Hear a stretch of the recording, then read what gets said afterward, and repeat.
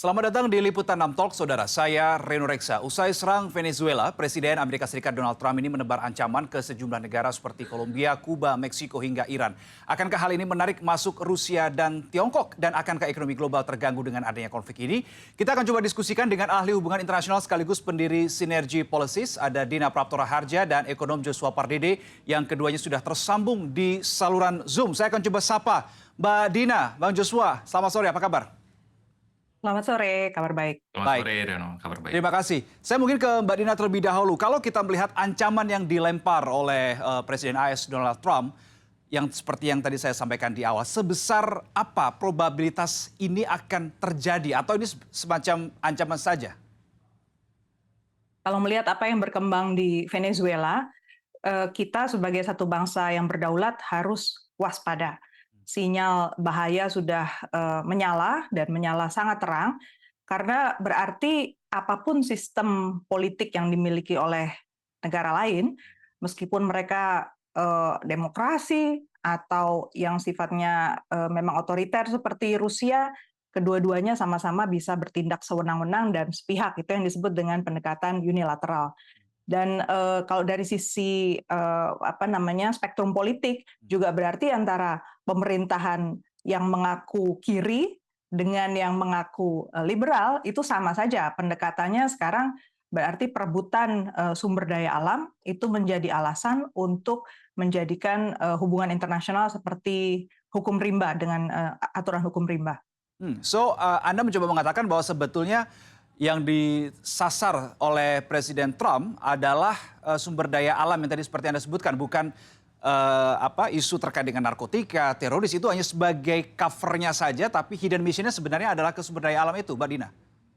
Betul sekali. Karena Amerika Serikat, kalau kita mau jujur ya bicara soal hubungan internasional, bukan baru sekali kan sebenarnya melakukan agresi atau invasi, bahkan penguasaan terhadap sumber daya alam di negara-negara lain. Bedanya antara yang dilakukan Amerika Serikat sebelumnya dengan yang sekarang adalah konteks kepemimpinan Amerika Serikat di tingkat global sedang turun sekarang. Kalau di tingkat yang di era sebelumnya, pada saat dia dulu menginvasi misalnya Irak, kemudian zamannya Iran juga, Panama, dan seterusnya, dia masih dalam posisi punya pesaing yang jelas. Kalau sekarang dia posisinya declining. Secara ekonomi nanti mungkin bisa dijelaskan Mas Joshua, dia tidak baik-baik saja, sama sekali tidak baik karena defisit di Amerika Serikat itu melebar, sementara musuh yang dijadikan musuh oleh Amerika Serikat seperti China misalnya justru berhasil membukukan surplus. Rusia yang di embargo dan sudah dibekukan aset-asetnya, ternyata masih sanggup untuk terus membom Ukraina. Dan kita lihat dalam beberapa hari terakhir justru dentuman bom itu dikabarkan semakin intens terjadi di Ukraina. Artinya Amerika Serikat berada dalam posisi nothing to lose dan dia dalam posisi untuk mencoba meriset hubungan internasional, dan cara yang diambil adalah dengan menguasai sumber-sumber daya alam. Tidak ada cara lain selain menguasai sumber daya alam negara lain, atau karena sudah mentok di sisi satu, sehingga one and only way adalah dengan menguasai sumber daya alam negara lain? Nah, ini yang menarik, kalau di tingkat global kita mau nggak mau harus mengaitkan juga dengan situasi di dalam negeri Amerika Serikat. Ternyata Donald Trump itu tidak dalam posisi sepenuhnya aman dari segi perolehan suara. Walaupun dia terus-menerus bilang bahwa dia popularitasnya tinggi, tetapi kenyataannya dia sangat khawatir dengan midterm election, pemilu sela yang akan berlangsung di Amerika Serikat. Kalau Partai Republikan itu turun, otomatis turun pencapaiannya ya, popularitasnya, maka otomatis beliau akan berisiko kena impeachment. Oke, baik. Saya ke Bang Joshua. Tadi sudah disinggung oleh Mbak Dina nih, sudah dipersilahkan oleh Mbak Dina ini, yang bisa menjelaskan lebih luas adalah Bang Dede, Bang Joshua begitu ya. Nah, terkait dengan apa yang tadi disampaikan oleh Mbak Dina, sudah declining secara ekonomi. Bagaimana bacaan Anda? Sebenarnya ekonomi Amerika seperti apa sih kok harus sampai mengakuisisi sumber daya alam negara lain, menginvasi, sampai-sampai menculik presidennya? Ya, saya pikir memang kalau kita melihat dari sisi ya tadi ya popularitasnya diklaim oleh Presiden Trump meningkat, namun kalau kita melihat dari sisi data-data ekonomi Amerika Serikat, ya misalkan data pengangguran, ini sudah menunjukkan tren peningkatan dan juga meskipun memang data inflasi ya, inflasi di Amerika pun juga sudah menunjukkan tren mulai tetap tinggi ya. Jadi artinya memang kalau kita melihat dalam hal bacaannya Bank Sentral Amerika Serikat ini cenderung agak mix ya, di mana memang dengan adanya kebijakan trade war ya, apa namanya inward looking policy-nya Trump dengan reciprocal tariff itu kan sebenarnya ini sudah memberikan tekanan ya, inflasi di Amerika cenderung akan meningkat dan juga ini akan memberikan tekanan baru lagi kepada perlambatan ekonomi domestik di Amerika Serikat. Nah, namun juga tentunya latar belakang tadi mengapa mau mengakuisisi minyak, ladang minyak ataupun ya migasnya Venezuela tentunya karena mungkin mempertimbangkan juga ya di mana sekalipun memang tentunya kita perlu mengetahui juga bahwa karakteristik ya minyak yang dimiliki oleh reserve yang dimiliki minyak reserve yang dimiliki oleh Venezuela ini adalah minyak berat. Jadi artinya perlu harus ada investasi pengolahan lebih lanjut lagi dan juga teknologi yang lebih memadai gitu ya untuk supaya nanti baru diolah dan juga butuh waktu yang cukup panjang gitu ya sehingga baru sampai dengan saat itulah mungkin ini membutuhkan waktu tidak pendek gitu ya butuh Berapa lama Bang more Joshua than biasanya? investasinya tidak kecil dan juga butuh waktu 5 hingga 10 tahun ya. Oh, Karena itu tentunya perlu ada investasi dan juga pengolahan karena namanya juga minyak berat. Artinya ini tentunya bukan kita tidak bisa samakan dengan Brent ataupun dengan WTI gitu ya. Sehingga ini perlu harus ada pengolahan lebih lanjut dan sehingga oleh sebab itu memang ini menarik ya. Apakah mengapa latar belakang dari Amerika Serikat yang mengakuisisi minyak dari Venezuela ini pun juga dipertanyakan besar karena tadi yang kalau kita boleh mengutip data-data dari eksternal, memang kontribusi produksi Venezuela itu memang terus menurun dari puncaknya di tahun 97 ya. 97 itu kontribusi terhadap produksi global itu mencapai 12,7%.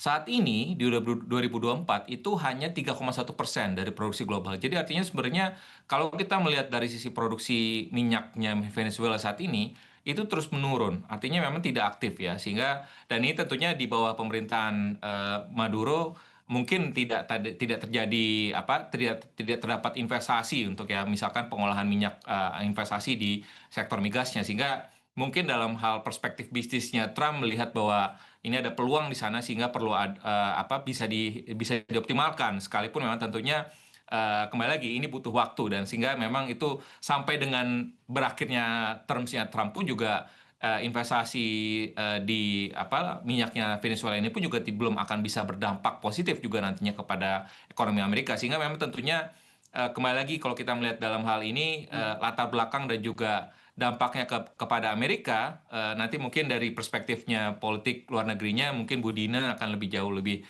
komplit namun dari perspektif ekonominya kami belum melihat dampak yang signifikan dalam jangka pendek sehingga karena concern dari pemerintah Amerika Serikat ataupun Bank Sentral Amerika Serikat saat ini adalah bagaimana untuk bisa menanggulangi tingkat inflasi yang masih tetap tinggi dan juga menekan pengangguran yang sudah mulai meningkat sehingga tanda-tanda pelemahan ekonomi ini cukup nyata dan ini pertumbuhan ekonomi Amerika tahun ini dan tahun depan pun juga pertumbuhannya rata-rata di bawah 2% sehingga ini harus menjadi early warning oke. alert juga untuk Amerika Serikat. Bang Joshua, kalau Boleh? misalkan memang nantinya terkait dengan penguasaan minyak ya Venezuela oleh Amerika Serikat ini, jika memang nantinya sudah terlaksana begitu, sudah berproses, kira-kira siapa yang diuntungkan, siapa yang dirugikan? Jelas yang diuntungkan jelas Amerika, karena kalau nggak untung nggak mungkin Trump sampai mau rela-rela invasi menyerang, menculik untuk menguasai sumber daya alamnya. Negara lain, Bang Joshua, kira-kira siapa yang diuntungkan, siapa yang dirugikan terkait dengan kebijakan Trump ini? Ya, kalau kita melihat dari sisi Venezuela sendiri, mungkin ya akan sedikit diuntungkan juga ya, karena pasti akan ada peningkatan produksi dari Yes. Venezuela ya, yang tadi sebelumnya di 2024 kan produksi minyak mentah dari Venezuela itu hanya sekitar 0,83 juta per hari gitu ya, ataupun tadi yang tadi kami sampaikan 3,1% dari produksi OPEC ya. Jadi artinya kalaupun nanti akan ada investasi ke sektor migasnya di Venezuela tersebut, tentunya ini akan ada potensi peningkatan produksi di sana. Tapi kembali lagi investasinya tentunya kan tentunya calon-calon investor yang akan diuntungkan juga ya. Artinya calon-calon investor inilah yang nanti akan apa namanya yang mungkin di over investasinya oleh Presiden Trump ini ya. Mungkin juga salah satunya pengusaha-pengusaha US dan juga mungkin dari di luar US mungkin akan di apa namanya di over terkait dengan investasi ini, karena kan memang di tahap awal ini kan presiden ataupun pemerintah Amerika Serikat akan apa men-take care ya selama ya presiden apa namanya presiden Venezuela saat ini sudah ditangkap ya. Tapi kembali lagi kalau saya melihat dampaknya, makanya kan kalau kita melihat sebenarnya pada beberapa hari di awal ini harga minyak mentah baik itu WTI dan juga Brent sebenarnya dampaknya tidak signifikan ya. Artinya tidak terjadi kenaikan, tidak terjadi risiko dari pelaku pasar ya. Ya. Artinya pelaku pasar pun juga melihatnya bahwa ini bukan semata-mata ada gejolak ataupun shock dari Oke. sisi produksi minyak global, tapi lebih kepada bahwa ada risiko bahwa di pasar keuangan globalnya, khususnya di negara berkembangnya, bahwa ada terjadi ketidakpastian baru lagi yang ditimbulkan oleh Presiden Trump, sehingga ini bisa menimbulkan kembali lagi risk averse sentiment ya di pasar keuangan negara berkembang, sehingga yang kita lihat belakangan ini rupiah kita melemah, lalu juga di pasar saham juga hari ini ditutup melemah, imbal hasil surat utang pemerintah kita cenderung naik. Jadi efeknya kemungkinan besar ini kepada Indonesia lebih banyak kepada pasar keuangannya instead of kepada apa namanya kepada komoditasnya, energi minyak mentah kita. Jadi sebenarnya itu yang kita harapkan, bahwa dampaknya tidak akan melebar sejauh sehingga ini bisa tetap mendukung kepada Oke. ekonomi kita dalam jangka menengah. Kembali saya ke Mbak Dina. Mbak Dina, terkait dengan serangan AS ke Venezuela ini kan sudah memantik respons keras begitu ya dari Tiongkok dan juga dari Rusia. Terlebih lagi terbaru Trump juga menebar ancaman ke negara-negara lain yang tadi sudah saya sebutkan di awal. Nah, apakah ini akan berkemungkinan memantik dalam tanda kutip ya api yang lebih besar antara AS dan juga Tiongkok Rusia, Mbak Dina? Kalau dilihat respon China, sejauh ini mereka masih berusaha untuk meredam. Jadi dia ingin menciptakan satu image bahwa apa yang dilakukan oleh Amerika Serikat itu melanggar kesepakatan internasional dan dia tetap menghormati kedaulatan negara-negara lain. Satu yang mungkin tadi terkait dengan penjelasan sebelumnya soal kenapa Amerika Serikat sangat-sangat perlu resources sekarang ya, sumber daya alam terutama mineral, karena dalam kurun waktu relatif singkat China itu kan berhasil membangun kerjasama dengan seluruh dunia, semua benua gitu ya, dari Australia sampai Amerika Latin bahkan Afrika itu dan Eropa juga itu sudah dipenetrasi habis oleh China. Itu sebabnya China masih tetap bisa survive, bahkan ekonominya dia berkembang meskipun dijatuhi berbagai macam tarif. Bahkan Amerika Serikat yang belakangan malah kendor, tarifnya ditetapkan tadinya sampai di atas 100%, sekarang turun sampai cuma 24% karena nggak ada jalan. Nah itu sebabnya saya bilang tadi dia mencoba riset, salah satu caranya adalah dengan dugaan saya menyontoh ya pola yang diambil oleh China, menguasai supply chain dari hulu, dari tambang sampai ke nantinya software digital. Satu yang kita harus waspadai, mungkin catatannya untuk Indonesia adalah negosiasi perdagangan Indonesia dengan Amerika Serikat belum ditandatangan, belum final, dan yang diminta di situ dari Amerika Serikat adalah oke, kita kasih pengecualian produk komoditas yang diminta oleh Indonesia di-exempt atau dikecualikan tidak kena tarif, itu minyak sawit, kakao, kemudian teh dan kopi. Tapi di sisi lain Amerika Serikat minta akses ke critical mineral Indonesia. Di sini artinya Amerika Serikat sudah datang dan nodong gitu ya ke Indonesia, lepaskan itu kerjasama dengan China, oper ke kami. Nah, bagaimana jawaban pemerintah, bagaimana deal-nya, tentu itu sangat menentukan tindak lanjut ya hubungan Indonesia dengan Amerika dan bahkan di tingkat global juga. Kalau menurut Anda Indonesia harus seperti apa terkait dengan yang baru saja terakhir Mbak Dina sampaikan ini? Mumpung belum ditandatangani kan targetnya kalau tidak salah saya ingat Menko Perekonomian Erlangga bilang akhir Januari, akhir bulan ini baru akan ditandatangani antara Prabowo dan Trump. Menurut saya pertama Indonesia nggak boleh asik politik luar negerinya di dalam negeri saja, main di lebih banyak menciptakan narasi yang sifatnya mempromosikan program-program prioritas yang sangat inward looking ya, sangat nengok ke agenda dalam negeri saja. Kita harus bicara tentang bahaya yang sedang berkembang di kawasan dan di tingkat global, kita berada dalam posisi serupa saya kira dengan era di mana Presiden Soekarno dulu harus mempertahankan aset-aset negara kita yang berusaha untuk ditekan, dikuasai, bahkan diambil alih oleh perusahaan-perusahaan luar negeri ini. Dan perusahaan asing ini kan bisa masuk dengan berbagai macam cara ya. Bisa mendorong privatisasi, bisa juga mendesak BUMN kita, apalagi sekarang BUMN kita tunggal di bawah Danantara, itu cara menekan dari eksternal tentu bisa relatif lebih gampang kan. Dianggapnya ini deal government to government, jadi kalau presiden tiba-tiba dipaksa untuk menjawab, serahkan itu pengelolaan Danantara, apa yang harus dilakukan. Jadi menurut saya memang kalau kita semakin terpusat pengelolaan politik luar negeri, dan tidak kelihatan juga diversifikasi para pemainnya, itu kita sebenarnya jauh lebih rentan. Oke. Bang Joshua ingin menambahkan terkait dengan hal ini, karena ini kan masih juga bersinggungan terkait dengan ekonomi ya, terkait dengan Indonesia juga. Bagaimana Bang Joshua?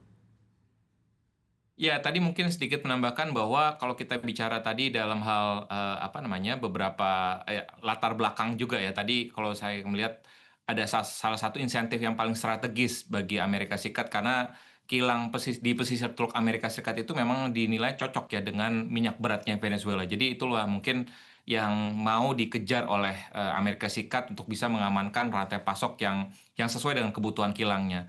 Dan tadi berkaitan dengan tentunya tadi ekonomi domestik kita, tentunya saya sependapat dengan Bu Dina bahwa kalau kita bicara apa namanya politik luar negeri kita, tentunya kita tidak bisa hanya apa namanya mengobrol kebijakan program prioritas saja tentunya ya. Tentunya bagaimana kita melihat tadi kebijakan-kebijakan luar negeri lainnya dan juga tadi negosiasi dagang kita tentunya dengan US ini menjadi penting sekali karena ini menjadi sudah memasuki tahap final, artinya jangan sampai nanti salah langkah dan juga apa namanya dan ini akan sangat berpengaruh lagi karena Indonesia menjadi apa namanya tentunya perannya menjadi penting juga di PBB gitu sehingga makanya kebijakan apapun nanti terkait dengan hasil negosiasi dagang dan juga nanti terkait dengan apa namanya isu US yang menyerang Venezuela ini akan sangat mempengaruhi bagaimana kebijakan perdagangan ataupun perdagangan Indonesia dengan Amerika dan juga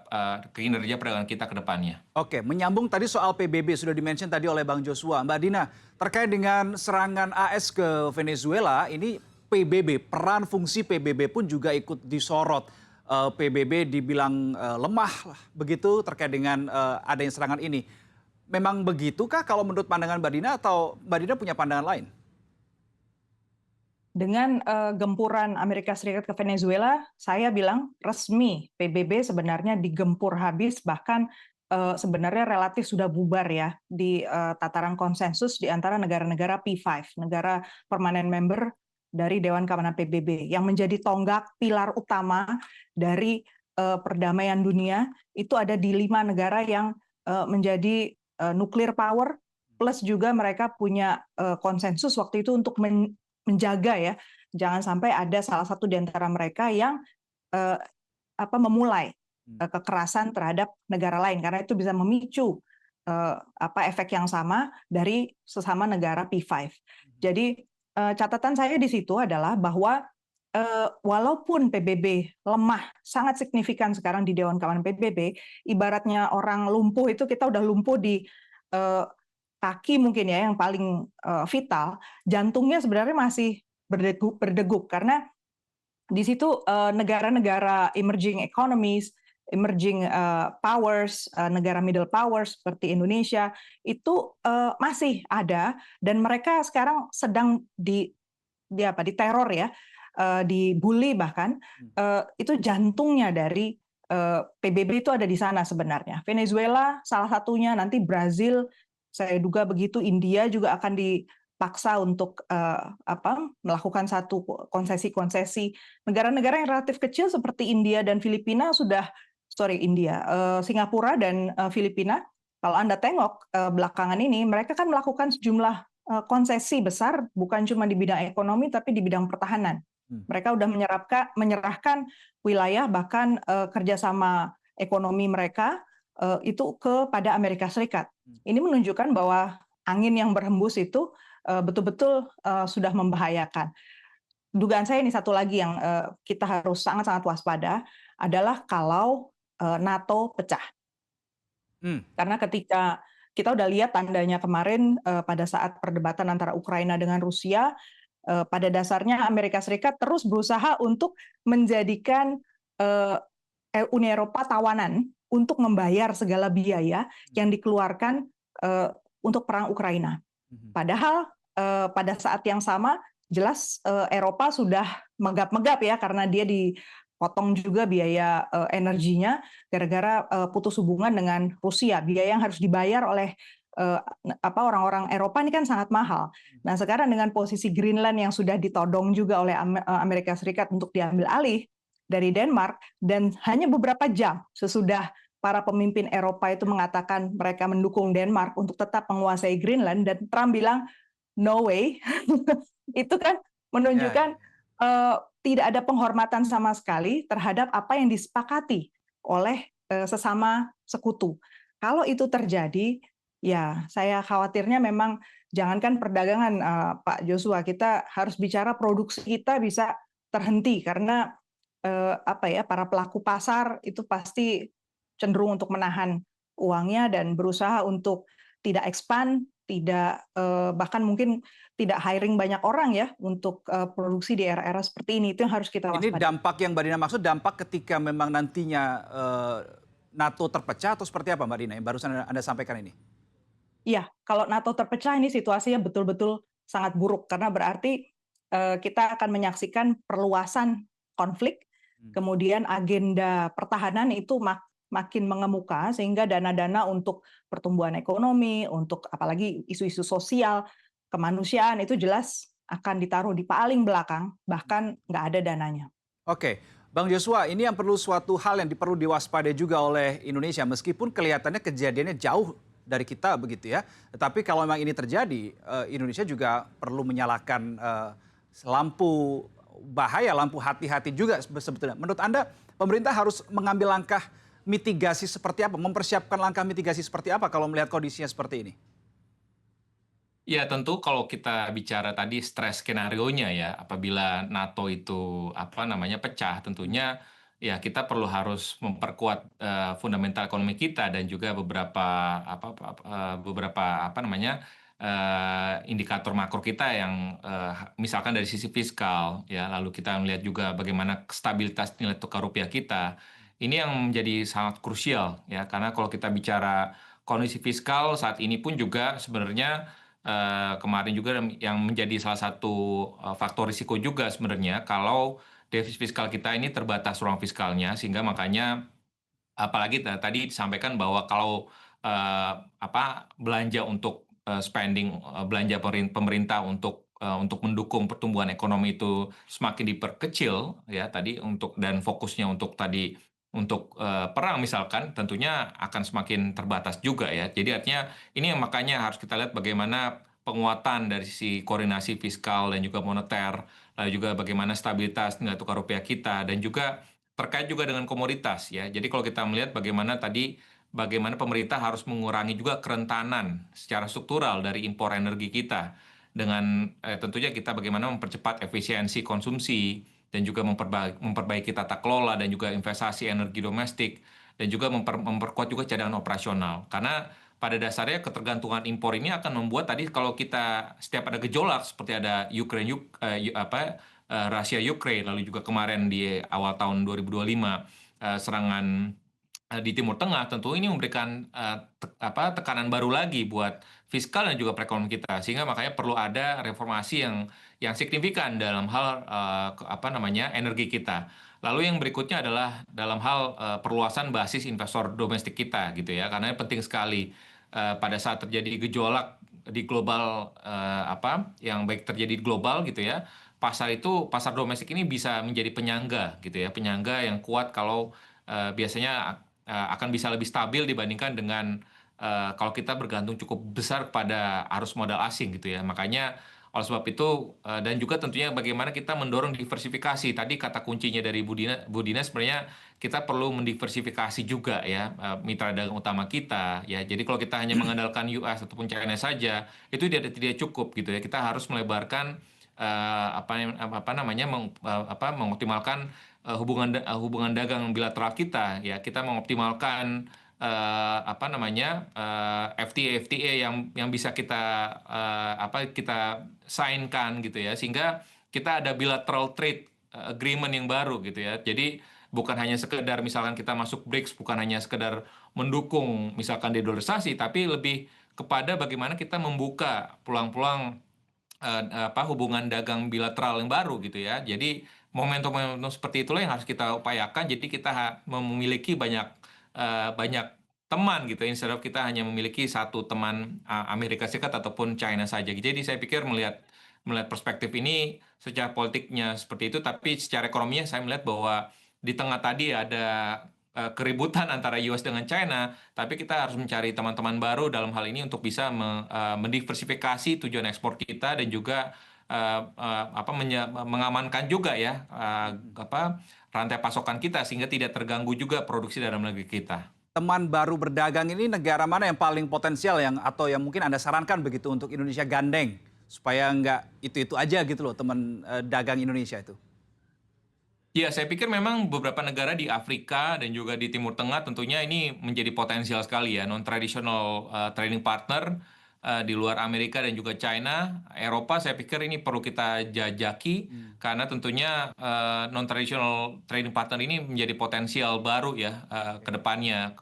Dan tentunya ya kita tidak bisa hanya mengandalkan kembali lagi, sebenarnya kita masih banyak ya FTA yang harus kita bisa percepat, kita bisa dorong ke depannya karena dari free trade agreement itu akan bisa datang muncul ya bilateral perjanjian dagang itu, kita akan bisa muncul perhubungan internasional, dagang internasional, ekspor impor dan juga investasi ke depannya, sehingga tidak hanya bergantung kepada dua blok saja gitu ya. Sehingga kita harus melihat lagi negara-negara tujuan baru seperti itu. Oke, baik. Saya kembali ke Mbak Dina. Kalau kita kembali flashback tanggal 3 Januari 2026 kemarin ketika AS menyerang Venezuela, kemudian di momen itulah Presiden Venezuela Maduro ditangkap oleh Amerika Serikat. Terkesan seakan nangkep presiden kok gampang banget gitu loh. Meskipun mungkin memang beberapa bulan sebelumnya Amerika, kalau saya baca di pemberitaan, sudah melakukan monitoring, memetakan dan lain sebagainya. Tapi menyerang, kemudian hanya jeda berapa menit pengakuannya Trump kepada media di Amerika Serikat, hanya beberapa menit dari penyerangan itu bisa menangkap seorang Maduro dan membawa ke Amerika Serikat. Kenapa itu bisa terjadi, Mbak Dina, menurut Anda? Amerika Serikat punya intelijen satu, kemudian yang kedua ini bukan baru pertama juga Amerika Serikat melakukan hal serupa. Dulu masih ingat dia bisa mengejar Saddam Hussein ya, kemudian bisa langsung melakukan asasinasi, pembunuhan terhadap pimpinan Libya gitu.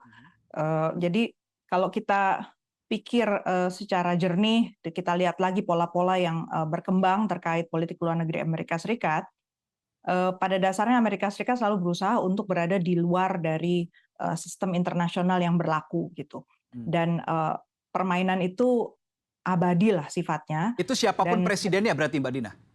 Siapapun presidennya. Jadi bisa kita lihat waktu Joe Biden menjadi presiden, dia kan kejepit ya antara periodenya antara Trump jilid 1 dengan Trump jilid 2. Yes. Kita lihat bahwa yang dilakukan oleh Biden sebagai orang dari Partai Demokrat ternyata melanjutkan kebijakan dari Trump. Dan dia juga melakukan atau mengizinkan ya ada invasi atau serangan dari Ukraine untuk membalas dan membuat situasi juga nggak pasti. Dia juga cabut dari Afghanistan, membuat situasi nggak pasti juga di Afghanistan.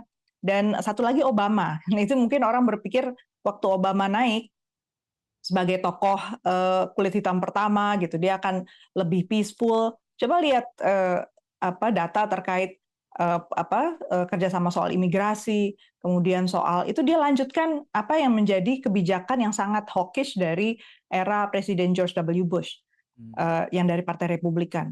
Jadi sebenarnya secara sistemik Amerika Serikat itu punya satu kecenderungan ya, swing suaranya itu ke arah liberal, baik itu liberal politik maupun liberal ekonomi. Dan liberal itu kan kita harus pahami ya, maknanya adalah pokoknya saya punya mau, itu bisa terjadi, itu mungkin terjadi gitu, dan harus dibuat mungkin terjadi. Orang lain harus bisa respect apa yang saya mau. Itulah liberalisme gitu. Jadi pada titik yang sangat ekstrim, Amerika Serikat punya itu. Nah, saya mau balance juga ya mengatakan bahwa di sudut yang lain, negara-negara yang otoriter punya upaya untuk membuat stabilitas negara itu terjamin dengan cara sentralisasi kekuasaan sedemikian rupa, itu juga melakukan hal yang serupa akhirnya. Ini jadi satu sisi saling copy, kemudian berusaha untuk balancing kekuatan satu sama lain dengan cara menghalalkan cara-cara yang sifatnya power capture ya. Itu tadi penangkapan Maduro itu kan juga berusaha untuk menangkap siapa yang dianggap sebagai tokoh sehingga satu negara itu bisa disimbolisasi sebagai sudah lemah dan bisa diambil alih atau bisa dimintalah resources-nya untuk kepentingan lain yang lebih besar. Itu juga esensi dari liberalisme. Dengan ditangkapnya Maduro, kemudian juga memunculkan peluang merapatnya kembali pemimpin oposisi di Venezuela untuk mencoba lagi muncul di situ. Dan apakah ini sebenarnya yang dicari oleh Trump ketika menangkap Maduro, pemimpin oposisi ini muncul, sehingga Trump bisa dalam tanda kutip ya, mengikat pemimpin oposisi ini supaya bisa dikendalikan oleh Amerika, sehingga Amerika bisa out dari Venezuela, tapi tetap bisa mengontrol negara itu. Mbak Dina. Saya kira dalam jangka waktu panjang, ini sebenarnya strategi yang keliru. Karena China itu udah mengatakan mendukung Delcy Rodriguez, penggantinya Maduro sekarang. Ya. Jadi ada hal-hal yang mungkin kita tidak tahu ya di lapangan itu seperti apa, sehingga kalau dikatakan bahwa otomatislah karena dia hanya sebagai pengganti saja dia akan lebih lemah, justru yang harus kita waspadai adalah pecah belah yang dilakukan oleh Amerika Serikat kepada masyarakat di Venezuela. Kebingungan, confusion, misunderstanding di antara para pihak, kemudian bombardir dari media sosial yang sangat syarat akan misinformasi dan asimetri ya sifatnya ya, kan masyarakat umum kan pasti nggak tahu persisnya seperti apa nih para politisi, seperti misalnya ternyata banyak aset dari Venezuela itu sudah dicoba dilarikan ke Switzerland gitu kan, dan ternyata dengan situasi penangkapan Maduro, negara itu malah semakin terpuruk karena itu akan dibekukan gitu kan aset tersebut. Ini kan hal-hal yang bisa memicu emosi marah, emosi yang akhirnya memecah belah bangsa, memecah belah Venezuela. Dan ini kan kalau kita bilang bahan baku ya, amunisi untuk membuat situasi seperti negara gagal, seperti Suriah, seperti yang kita saksikan di Libya, bahkan di Myanmar, itu bisa berulang di sini, di Venezuela. Itu yang dalam jangka waktu panjang sepertinya tidak dihitung ya oleh Trump.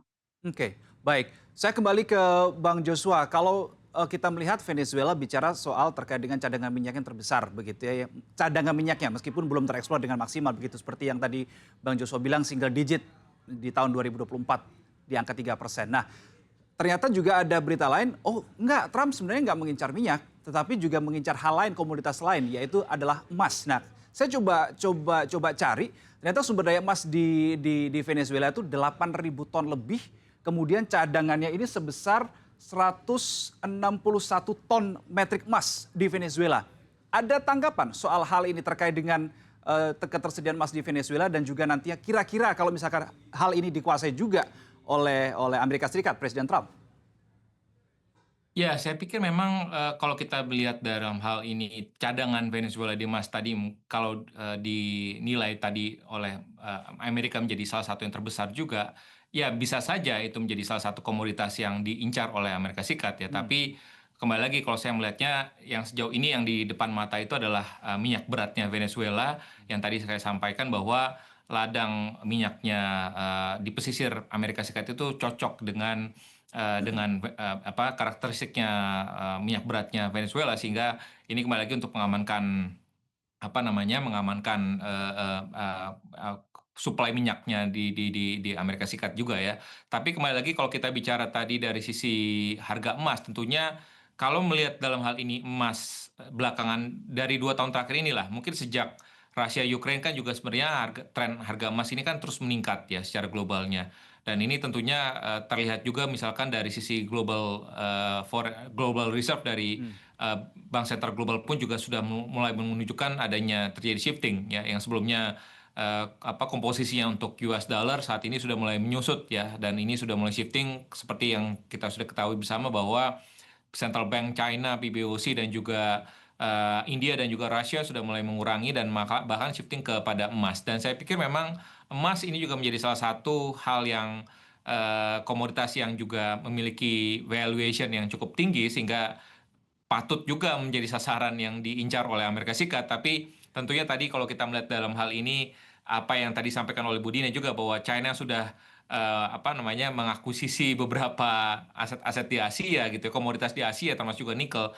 Tapi juga saya melihat bahwa yang menjadi fokus di Amerika saat ini adalah minyak ya, karena tadi kalau kita melihat dalam hal Oke. ini minyak global sekalipun memang tadi kondisi dalam hal ini surplus ya, tapi tentunya kita belum tahu apakah nanti apakah akan ada kemungkinan untuk OPEC mengurangi secara signifikan produksi globalnya sehingga akan ada lonjakan harga minyak mentah ke depannya. Kita belum tahu, tapi tentunya kembali lagi dengan risk yang besar dari minyak di Venezuela, tentunya ini menjadi peluang bisnis dan investasi ya tentunya, dan juga tadi untuk mengakuisisi tadi ladang minyak Venezuela seperti itu. Oke, terakhir, secara ini mungkin bisa dipertegas lagi ya, secara geopolitik nanti akan dijawab oleh Mbak Dina dan secara geoekonomi nanti oleh Bang Joshua. Apa yang seharusnya dipersiapkan dilakukan oleh pemerintah Indonesia saat ini? Mungkin dari Mbak Dina secara geopolitik terlebih dahulu. Kerjasama dengan sebanyak-banyaknya negara untuk punya kesadaran bersama ya bahwa situasi global itu sudah berubah drastis sehingga negara-negara yang sifatnya middle power yang punya kepentingan untuk mengejar pertumbuhan ekonomi supaya keluar dari middle income trap, kemudian juga yang punya kepentingan untuk menjaga situasi multilateralisme itu tetap kondusif, itu harus segera mungkin duduk bersama dan bicara dari hati ke hati ya tentang apa solusi yang bisa dikembangkan. Kalau kita dulu mengalami era di mana kita harus membangun gerakan non-blok, namanya tentu akan berbeda, tetapi kita harus punya ide, punya agregat passion dan juga dorongan bersama untuk melakukan satu inovasi ya di hubungan internasional supaya nggak ngunci gitu ya menjadi pertempuran hanya antara tiga kekuatan besar Amerika, Rusia, dan China. Kita harus ada juga di dalam gambar tersebut dan membuat situasi lebih damai ya, lebih adem. Bang Joshua, kalau dari segi ekonomi seperti apa? Apa yang bisa dilakukan Indonesia dan harus dilakukan Indonesia? Ya, yang pertama dari sisi ketahanan energi tadi sudah kami sampaikan bahwa pemerintah tadi perlu menyiapkan rencana ya untuk pengamanan pasokan pasokan untuk bisa memperkuat variasi dari sumber impor ya, mengantisipasi tadi gangguan misalkan ada shipping pengapalan dan juga mempercepat peningkatan cadangan untuk supply dari minyak untuk meredam tadi gejolak harga minyak kalau misalkan terjadi risiko konflik ini berkelanjutan. Dan juga yang kedua adalah dari sisi fiskalnya penting juga menyiapkan skenario-skenario dari APBN yang berbasis tadi misalkan kalau misalkan harga minyak mentahnya melonjak gitu ya, tentunya termasuk juga mekanisme penyesuaian subsidi ya, ini yang lebih tepat sasaran karena kalau pemerintah pun juga perlu mengantisipasi kalau misalkan terjadi kenaikan harga, lonjakan harga minyak BBM, tentunya ini akan bisa berdampak juga kepada masyarakat rentan dan juga masyarakat miskin. Dan yang ketiga adalah tentunya tadi berkaitan dengan koordinasi fiskal moneter, ya ini harus jadi penting sekali karena pada saat terjadi gejolak, confidence dari para investor ini harus diyakinkan bahwa tidak terjadi capital flight yang signifikan, karena mengingat rupiah saat ini juga menjadi salah satu indikator yang penting dilihat oleh investor dan juga menjadi indikator acuan kondisi ekonomi kita, yang dimana kalau kita lihat dari tahun lalu rupiah salah satu yang mengalami pelemahan di kawasan Asia, dan di awal tahun ini pun juga sama bahwa kondisinya rupiah masih berlanjut melemah, sehingga yang keempat adalah bagaimana penguatan dari cadangan devisa sehingga dari kombinasi inilah diharapkan tadi kita bisa memiliki ketahanan ekonomi kita untuk bisa menangkal beberapa risiko yang mungkin bisa muncul di tahun ini. Baik, terima kasih ahli hubungan internasional sekaligus pendiri Sinergi Policies, Dina Praptor Harja dan ekonom Joshua Pardide untuk diskusinya di kesempatan kali ini. Kita jumpa di lain waktu. Terima kasih Bang Joshua dan Mbak Dina. Terima kasih. Dan saudara, itu tadi liputan Amtoks untuk edisi kali ini. Saya tunggu komentar Anda di kolom komentar untuk bisa berpartisipasi, membagikan opini Anda terkait dengan tema Talks kali ini. Saya Reno Reksa. Salam CTV.